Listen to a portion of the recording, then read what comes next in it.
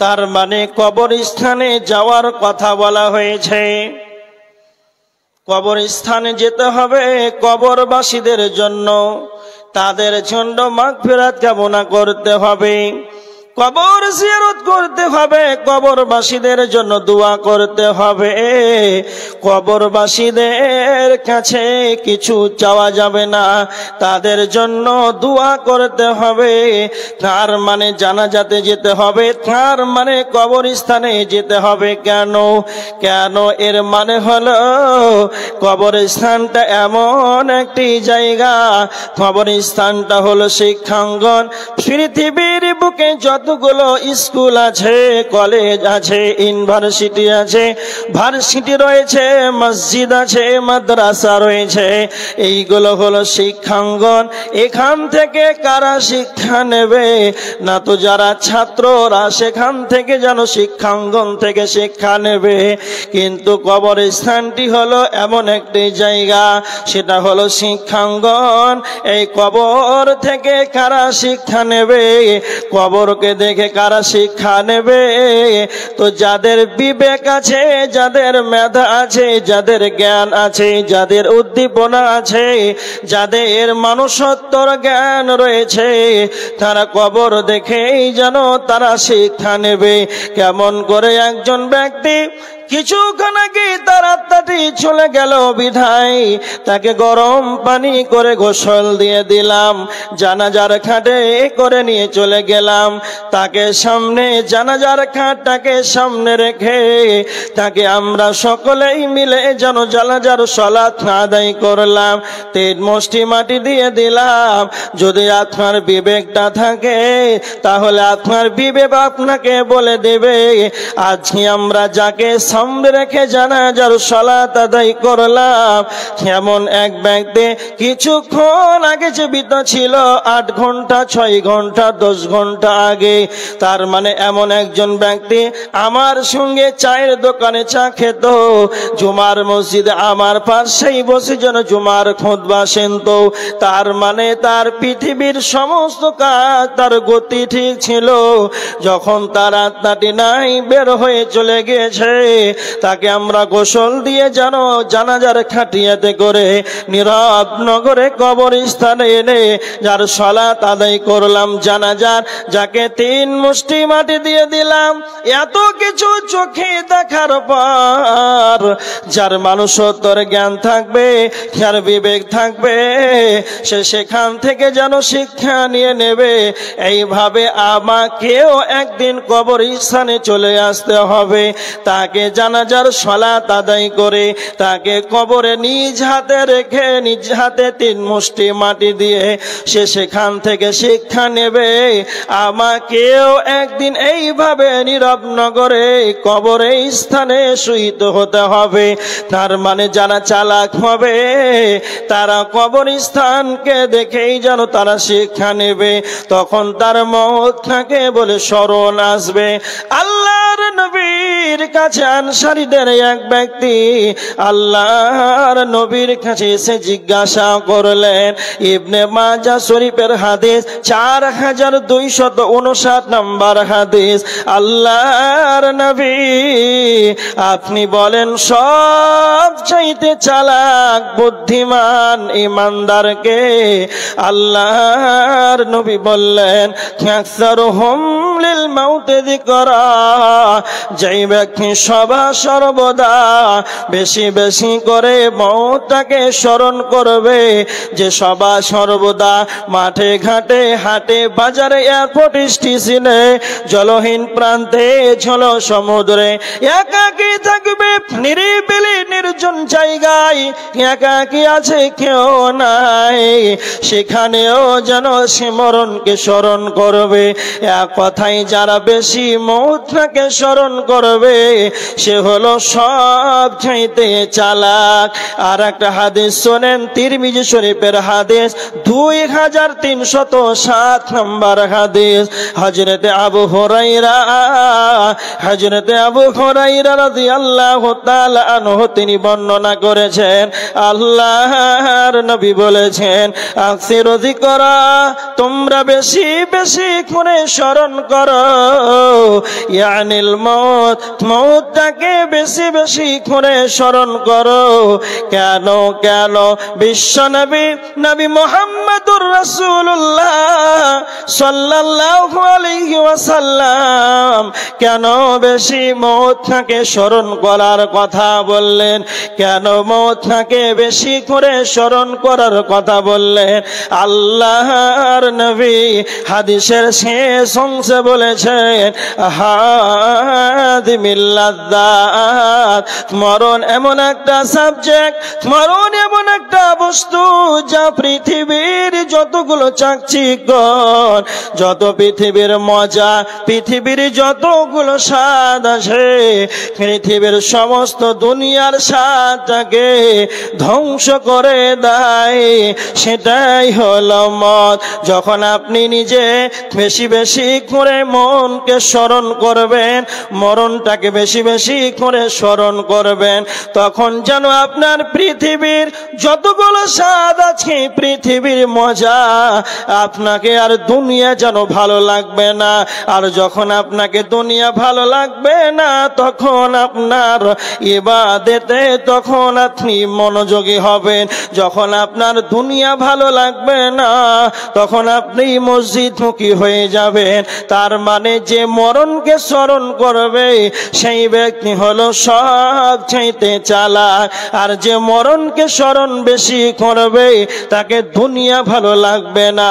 আর যাকে দুনিয়া ভালো লাগবে না, তার ইবাদতে সে মনোযোগী হতে পারবে। তার মানে মরণ এমন একটা বস্তু যা আপনি যখন স্মরণ করবেন, এটা যদি সর্বদাই যদি আপনি স্মরণ করতে পারেন, তাহলে নবীজির ভাষায় আপনি হবেন পৃথিবীর বুকে সবচাইতে চালাক। স্মরণ যদি বেশি করেন, কবরস্থানে বেশি যান, তবে কি হবে না, তো দুনিয়া আর ভালো লাগবে না। তখন আপনি কবরে যাবেন, জানাজার সালাত আদায় করবেন যে আমাকে এইভাবে একদিন কবরস্থানে চলে যেতে হবে। আজকে আমরা বর্তমান সমাজের মানুষ, আমাদের কবর বলে কোনো চিন্তা নাই, কবরে যেতে হবে এই বলে কোনো চিন্তা নাই। মরণ তো স্মরণ তো দূরের কথা, আজকে বর্তমান সমাজের মানুষ কবরস্থানে গিয়ে আরো কি করে না, তো মানুষের গীবত করে, রাজনীতির গল্প করে, সাংসারিক জীবনের, পারিবারিক জীবনের গল্প করে। এরকম মানুষ আছে। আপনাদের সাগরদিঘি থানায় এরকম আছে?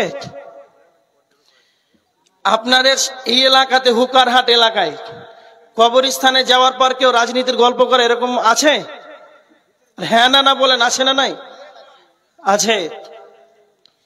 আরে ওর ছেলেটা 5 বছর পর চাকরিতে জয়েন হবে, MBBS ডাক্তার হবে। তার মানে এখনো ট্রেনিং 5 বছর বাকি আছে। ও কবরস্থানে জানাজাতে গিয়েছে, তারপরে বসে গেল 5-10 জনকে নিয়ে যে আমার ছেলেটা 2032-এ জয়েন হবে চাকরিতে, ও কবরস্থানে এটা 2024 ওকে বলতে হবে। এরকমও মানুষ আছে। মানুষ কবরকে নিয়ে চিন্তা ভাবনা দূরের কথা। আজকে আমাদের সমাজের ভিতরে যেই বাড়িতে মৃত্যুর লাশ মারা গিয়েছে, তার বাড়ির পাশেই চলছে কি গরু জবাই হয়ে গেল সকাল সকাল। যারা মৃত্যু ব্যক্তিকে দেখতে আসবে তারা গোশত মাংস ভাত না খেলে বাড়ি যাবে না। এই হচ্ছে আমাদের পরিস্থিতি। কি আমি বুঝাতে চাচ্ছি ভালো করে শুনেন। যারাই কবরস্থানে গিয়ে মরণকে স্মরণ করবে না, রাজনীতির গল্প করবে, পারিবারিক জীবনের, সাংসারিক জীবনের গল্প করবে, এরা হচ্ছে মানুষ নামের পশু। এরা কোনোদিন মানবতার জ্ঞান রাখে না। যদি আমি আব্দুল কাইয়ুম বলে দিলাম এরা হচ্ছে পশু, তাহলে আপনার মাথায় রাগ হলো যে এরা আবার পশু কি করে হয়। খুব ভালো করে শুনেন, একটা উদাহরণ দিব আপনাদের এই কাবিলপুর বাজার থেকে। খুব ভালো করে শুনেন। আপনাদের এই মসজিদের ক্যাশিয়ার বলছে বক্তা সাহেবের জন্য স্পেশাল একটা মাংস করা যায়, খাসির মাংস। কাবিলপুর বাজারে গেল, কসাইখানাতে গিয়ে খাসির মাংস নিবে কত না, তো 2 কিলো 3 কিলো আছে কত কসাইখানাতে, মাত্র 500 গ্রাম তো হবে না। তো তার পাশেই কসাইখানাতে আরো দেখবেন ছাগল লাইন দিয়ে থাকে, খুঁটিতে বানা থাকে, পাতা খায়। তার মানে আপনাদের মসজিদে ক্যাসেট গিয়ে বলছে যে আমাদের তো 3 কিলো মাংস লাগবে, তো এই খাসিটা খুব সুন্দর হয়ে আছে, মাংস মনে হয় ভালো হবে, তো এই যে পাতা খাচ্ছি এটাকে জবাই করতে হবে, এটা আমাকে 3 কিলো দেন। কি বুঝতে পারলেন? যখন ক্যাশিয়ার সাহেব কসাইখানার সঙ্গে কথা বলছে 3 কিলো মাংস নিবে, 550 করে দাম দর হয়ে গেল, তখনও সেই খাসিটি কি খায় না, তো কাঁঠাল পাতা খায়। কেন? তার যে 30 সেকেন্ড পর 20 সেকেন্ড পর যে তার গলাতে ছুরি চলবে, তখনও সে কাঁঠাল পাতা খাচ্ছে। কেন বলেন তো? কারণ হচ্ছে তার মানুষত্বের জ্ঞান নাই, সে পশু, তার বিবেক নাই, সে বুঝতে পারে না যে আমার কিছুক্ষণ পর 30 সেকেন্ড পর আমার গলাতে ছুরি চলবে, এটা সে বুঝতে পারে না, এই জন্য সে কাঁঠাল পাতা তখনও খাচ্ছে। তাহলে এবার দেখেন, যারা এই কবরস্থানে গিয়ে পারিবারিক সাংসারিক রাজনীতির গল্প করে, এবার আপনি বলেন তো ও পশুর মধ্যে আর ওই মানুষের মধ্যে পার্থক্যটা কি হলো? তারপরেই যে তার কবরটা হয়ে যেতে পারে, খাসির যে 20 সেকেন্ড পরে ছুরিটা চলবে, তা আপনার যে 5টা মিনিটের গ্যারেন্টি আছে, 5টা সেকেন্ডের গ্যারেন্টি আছে, এর তো কোনো গ্যারেন্টি নাই। তাহলে আপনি কি বুঝতে পারলেন? এর যে কোনো রকমের গ্যারেন্টি নাই, তারপরে কবরস্থানে গিয়ে রাজনীতির গল্প কেমন করে সে করতে পারে? এরা মানুষ নামের কলঙ্ক, এরা মানুষ নামের পশু, এদের কবরস্থানে গিয়েও এরা মরণকে স্মরণ করে না। আর একটা উদাহরণ দিচ্ছি, দেখেন, 2টা ছেলেকে নিয়ে আসেন, 10-15 বছর বয়স, আর এই 15 বছর 2টা ছেলেকে তাদের ফাঁসির কাস্টে ঝুলানো হবে। ফাঁসির কাস্টে ঝুলানো হবে, এই জন্য একজনকে ঝুলিয়ে দেওয়া হয়েছে, আর একজনকে নিচে রাখা হয়েছে যে তোমার 10 মিনিট পর ফাঁসি হবে। তাকে কয় মিনিট সময় দেওয়া হলো? 10 মিনিট।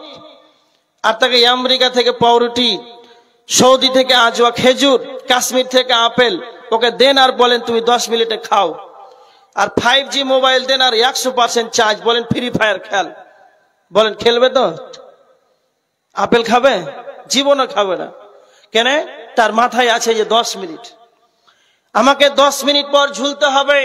তার মানে তার 10টা মিনিট দেওয়া হয়েছে, এই কারণে তাকে আর ভালো লাগে না দুনিয়া। আপনি বলেন তো, আপনি যে কবরস্থানে গিয়ে রাজনীতির গল্প করছেন, আপনি যাকে 3 মুষ্টি মাটি দিয়ে দিলেন, যাকে সামনে রেখে জানাজার সালাত আদায় করলেন, তার পার্শ্বই যে আপনার কবর হয়ে যাবে, হবে না, এর কোনো গ্যারান্টি আছে? কোনো গ্যারান্টি নাই। ওর যে 10 মিনিট সময় ছিল, আপনার যে 5টা মিনিট সময়ের কোনো গ্যারান্টি আছে? কোনো গ্যারান্টি নাই। তো ওখানে গিয়ে গল্পটা কেন হয়? খুব ভালো করে শুনেন কেন গল্পটা হয়, খুব ভালো করে এদিকে দেখেন। বারা ইবনে আসিব রাদিয়াল্লাহু তাআলা আনহু তিনি বর্ণনা করেছেন, আল্লাহ রাসূল সাল্লাল্লাহু আলাইহি ওয়াসাল্লাম আনসারীদের এক ব্যক্তির জানাজায় গেলেন। আনসারীদের এক ব্যক্তির জানাজায় গেলেন, আর যাওয়ার পর তখনও কিন্তু কবর খনন করা হয়নি, কবর রেডি হয়নি। তো আল্লাহ রাসূল সাল্লাল্লাহু আলাইহি সাল্লাম আর সাহাবীরা সবাই মিলে বসে পড়লেন। আল্লাহ রাসূল সাল্লাল্লাহু আলাইহি ওয়াসাল্লাম একটা কাঠি নিলেন, আর মাটিতে যেন রেখা টানছে, দাগ টানছেন। আল্লাহ রাসূল সাল্লাল্লাহু আলাইহি ওয়াসাল্লাম সেই সময় এত মনোযোগ দিয়ে কবরকে স্মরণ করছেন। বারা ইবনে আসিব রাদিয়াল্লাহু তাআলা আনহু তিনি বর্ণনা করছেন যে মনে হচ্ছে সাহাবীদের এবং আল্লাহ রাসূলের মাথায় যেন একবারে পাখি বসে আছে, একবারে চুপচাপ নিরিবিলি, কেউ কোনো শব্দ নাই, এইরকম অবস্থায় কবরকে নিয়ে চিন্তা ভাবনা করছেন। তখন আল্লাহ রাসূল সাল্লাল্লাহু আলাইহি সাল্লাম কিছুক্ষণ পরে মাথাটা উঠালেন, সাহাবীদেরকে বললেন, সাহাবীরা তোমরা আল্লাহর কাছে কবর শাস্তি থেকে তোমরা আল্লাহর কাছে পানাহ চাও, কবরের শাস্তি থেকে তোমরা আল্লাহর কাছে ক্ষমা চাও। তার মানে আপনি কি বুঝতে পারলেন? বিশ্ব নবী, সারা পৃথিবীর নবী, তার ডানে বামে পিছনে কোনো গুনাহ নাই, তিনি নিষ্পাপ, তারপরেও গিয়ে কবরস্থানে গিয়ে চিন্তা ভাবনা, একবারে গভীর চিন্তায় চিন্তিত। আর আমরা সামনে পিছনে ডানে বামে চলা ফিরা, লেনদেন, খেত খামার, অফিস আদালতে 24টা ঘন্টায় যেন আমাদের পাপ আর পাপ, তারপরে আমরা আজকে কবর নিয়ে ভাবি না।